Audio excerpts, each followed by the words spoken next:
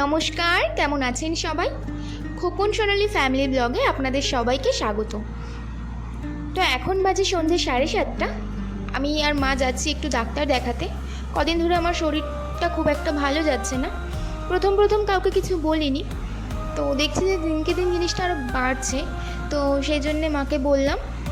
এদিকে মাও ডাক্তারের অ্যাপয়েন্টমেন্ট নিয়ে নিয়েছিল। তো আজকে আমাদের ডেট দিয়েছে, 8টার সময় যেতে বলেছে। তো আমরা 7:30টার মধ্যে বেরিয়ে গেছি, কারণ রাস্তায় যেতে আসতে তো একটু টাইম লাগবে, সেই জন্যে। তো চলো যাওয়া যাক। জানি না কি বলবে, মনের মধ্যে একটু তো ভয় ভয় লাগছেই। তো চলে এসেছি আমরা ডক্টরস চেম্বারে। আসলে ব্যাপারটা কি, আমার প্রত্যেকটা জিনিসে প্রচণ্ড পরিমাণে আমি টেনশন করি, ভয় পাই। মেন এই টপিকের উপরে একটু হয়েছে। তো চলো ডাক্তারটাকে দেখিয়ে নিই।